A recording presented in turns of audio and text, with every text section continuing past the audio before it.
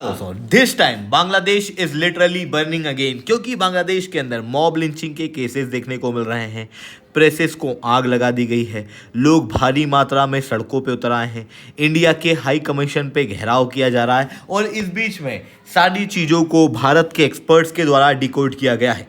Recently India के former high commissioner Pinak Ranjan Chakravarty के द्वारा अपने इंटरव्यू के अंदर बताया गया कि क्रेडिबल एविडेंस ये है कि बांग्लादेश के अंदर जो कुछ भी हो रहा है उसके पीछे फॉरेनर्स का हाथ है, यानी कि फॉरेन इंटरफेरेंस है। और इस बात को इन्होंने क्लियर करते हुए कहा कि बेसिकली जो 1971 में हुआ था, जहां पर अमेरिका, पाकिस्तान, चाइना तीनों भारत से हार गए थे, अब यही तीनों फोर्सेस वापस जुड़ चुकी हैं बांग्लादेश के अंदर और अमेरिका, पाकिस्तान, चाइनीज़ और जमात फिर से एक्टिव हो चुकी है बांग्लादेश के अंदर इंडिया के खिलाफ। एंटी इंडिया नैरेटिव्स को यहाँ पर प्रमोट किया जा रहा है और अपने आप में ये जो डेवलपमेंट है ये काफ़ी ज़्यादा चौंका देने वाला है। एग्जैक्टली यहाँ पर क्या हुआ है, किस तरीके से बांग्लादेश में इंसिडेंट देखने को मिल रहे हैं और अभी किस तरीके से अमेरिका, पाकिस्तान और चाइना तीनों का हाथ यहाँ पर दिखाई दे रहा है, हर एक चीज़ को मैं शुभेंदु चौहान डिटेल में आप लोगों के साथ में चर्चा करूंगा। बट उसके पहले आप लोग मेरे साथ में SRC10 टेलीग्राम ग्रुप के ऊपर जुड़ सकते हो। मेरे क्लास की अपडेट, PPT, PDF सब कुछ आपको हमें मिल जाएगी। UPSC CSC की तैयारी करना है, इंडिया के टॉप एजुकेटर से ऑफलाइन क्लासेस के अंदर पढ़ना है तो आप लोगों के पास में अच्छा मौका है। अनअकैडमी अब केवल ऑनलाइन ही रहा है, अनअकैडमी अब ऑफलाइन भी आ चुका है। जुड़ना चाहते हो तो संभव है कॉन्टैक्ट कर सकते हो। इसके अलावा मंथली करंट अफेयर्स की मैगजीन, प्रीवियस ईयर के क्वेश्चन, प्रीलिम्स के मॉक टेस्ट, NCERT के नोट्स की समरी, इंडिया ईयर बुक की summary free of cost download करना है। नीचे डिस्क्रिप्शन के अंदर मैंने लिंक दी हुई है, वहां से आप लोग डाउनलोड कर सकते हो। चलिए दोस्तों, समझने का प्रयास करते हैं यहाँ पे क्या हुआ है। 1971 का युद्ध आप लोगों को याद होगा, जहां पर भारत ने बांग्लादेश के अंदर पाकिस्तान की सेना को घुटने पे ला दिया था, धूल चटाई थी और दूसरे विश्व युद्ध के बाद में सबसे बड़ा सरेंडर यहां पर देखने को मिला था। इस समय पर पाकिस्तान अकेला नहीं था, बल्कि पाकिस्तान को सपोर्ट कर रहा था उस समय पे अमेरिका और चाइना। बट इन सारी चीज़ों के बावजूद भी भारत ने अपनी जीत केवल 13 दिनों के अंदर दर्ज करी।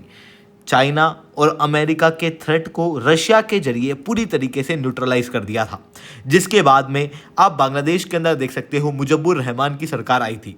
फिर उसके बाद में मुजब्बुर रहमान के जाने के बाद डिक्टेटरशिप की सरकार आई और फिर उसके बाद में शेख हसीना की सरकार आती है, जो कि भी मुजब्बुर रहमान की ही बेटी हैं, जिनका स्टैंड पूरी तरीके से प्रो इंडिया था। पर अचानक से अगस्त के महीने में शेख हसीना को हटा दिया जाता है। एक खतरनाक वायलेंस बांग्लादेश के अंदर देखने को मिलता है। उसके अंदर आप क्लियरली देखते हो कि जब शेख हसीना बांग्लादेश छोड़ के वापस आती है, मोहम्मद यूनस उसके बाद में पावर में आते हैं और 3 देशों का नाम आप उसके बाद देखोगे, अमेरिका, चाइना और पाकिस्तान, जिनके साथ में बांग्लादेश के रिलेशन क्लियरली बढ़ते हुए दिखाई देंगे। एक तरफ तो अमेरिका क्लियरली शेख हसीना को हटाने के अंदर अमेरिका का नाम आता है और खुद शेख हसीना इस बात को मानती हैं। दूसरी तरफ चाइना के साथ में भी आप देख सकते हो मोहम्मद यूनस अपने रिलेशन को लगातार इंप्रूव कर रहा है। तो तीसरी तरफ आप पाकिस्तान को देख सकते हो। आए दिन आपको देखने को मिलेगा कि पाकिस्तान के टॉप ऑफिशियल्स बांग्लादेश के अंदर विजिट करेंगे, चिकन नेक कॉरिडोर के यहाँ पे विजिट करेंगे, जो कि अपने आप में काफ़ी ज़्यादा खतरनाक भारत के लिए देखने को मिलता है। इवन सालों से जो हवाई रास्ते बंद थे पाकिस्तान के साथ, जो नेवी के रास्ते बंद थे पाकिस्तान के साथ, उन सारे रास्तों को बांग्लादेश के अंदर मोहम्मद यूनस सरकार के द्वारा फिर से खोल दिया जाता है। फिर उसके बाद में जो लोग नैरेटिव क्रिएट करते हैं वो क्लियरली प्रो पाकिस्तान देखने को मिलता है। ऐसी कंडीशन में ये बात तो क्लियर है कि अभी के समय पे जो बांग्लादेश के अंदर सरकार है, जो मोहम्मद यूनस की सरकार है, उसका क्लियर स्टैंड तीनों देशों की तरफ प्रो देखने को मिलता है, चाहे वो US हो, चाहे वो चाइना हो, चाहे वो पाकिस्तान हो। और जमात का भी यहाँ पर एक्टिव इन्वॉल्वमेंट देखने को मिलता है, यानी कि जो 1971 वाली फोर्सेस थी जो भारत से बिल्कुल मुँह की खाई थी, वो फोर्सेस अभी फिर से जागते हुए दिखाई दे रही है। अब बेसिकली आप क्या देख रहे हो कि 2026 के अंदर बांग्लादेश के अंदर इलेक्शन होने वाले हैं। मोहम्मद यूनस ने इलेक्शन ऑलरेडी घोषित कर दिए हैं। ऐसी कंडीशन में इन तीनों ही देशों को यहाँ पर क्या डर है, बेसिकली इनको डर ये है कि ऐसी सरकार ना आ जाए जो कि इनके फिर से खिलाफ हो, यानी कि शेख हसीना की तरह वापस से सरकार कोई सी क्रिएट ना हो जाए जो कि प्रो इंडिया हो।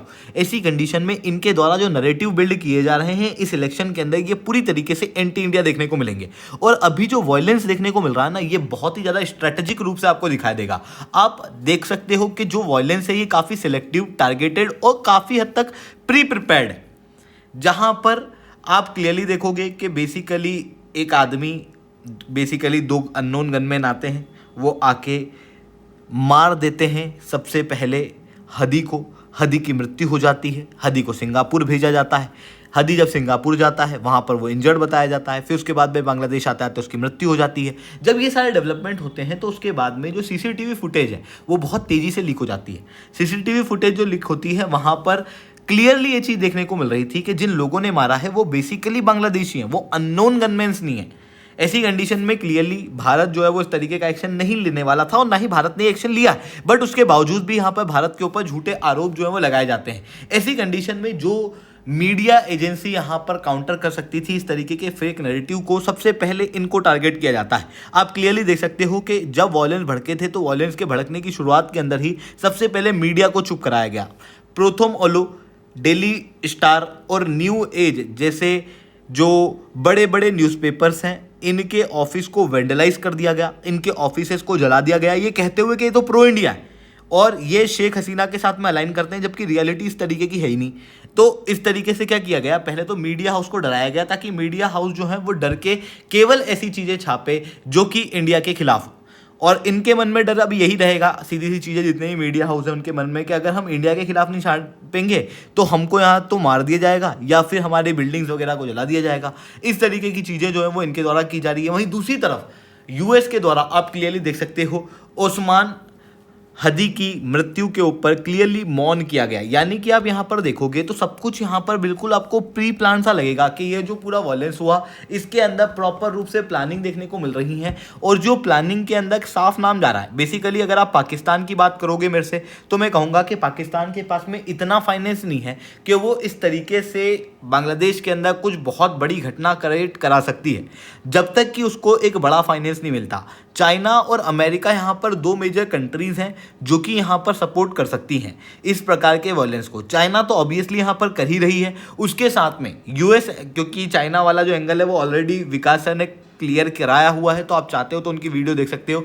इसके अलावा यूनाइटेड स्टेट्स ऑफ अमेरिका की एम्बेसी के द्वारा जिस तरीके से मौन किया जा रहा है, जिस तरीके से लोगों को पहले से नोटिसेस दिए जा रहे हैं, जिस तरीके से नोटिसेस को रिलीज किया जा रहा है, ये सारी चीज़ें साफ दर्शाता है कि यहाँ पर अमेरिका का भी क्लियर हाथ इस वॉयलेंस के अंदर है, ताकि जो अगली सरकार यहाँ पर बनाई जाए ये पूरी तरीके से एंटी इंडिया हो, ये पूरी तरीके से अमेरिका के अंदर फेवर में हो और ताकि अमेरिका इस रीजन के अंदर अपने लिए एक मिलिट्री बेस तैयार कर सके। तो ये चीज़ें यहाँ पर देखने को मिल रही हैं। आई होप ये सही बात आपको समझ में आई होंगी। लेक्चर अच्छा लगा हो तो लाइक करना, लेक्चर बहुत अच्छा लगा हो नीचे 7 से 10 कमेंट करना। यूपीएससी सीएससी की तैयारी करना है, इंडिया के टॉप एजुकेटर से ऑफलाइन क्लासेस के अंदर पढ़ना है। आप लोगों के पास में अच्छा मौका है। अनअकैडमी अब केवल ऑनलाइन ही रहा है, अनअकैडमी अब ऑफलाइन भी आ चुका है। जुड़ना चाहते हो तो इस नंबर पर कॉन्टैक्ट कर सकते हो। इसके अलावा मंथली करंट अफेयर्स की मैगजीन, प्रीवियस ईयर के क्वेश्चन, प्रीलिम्स के मॉक टेस्ट, एनसीईआरटी के नोट्स की समरी, इंडिया ईयर बुक की summary free of cost download करना है। नीचे डिस्क्रिप्शन के अंदर मैंने लिंक दी हुई है, वहां से आप लोग डाउनलोड कर सकते हो। ठीक है दोस्तों, आज के लिए इतना ही। That's all from my side. जय हिंद, जय भारत।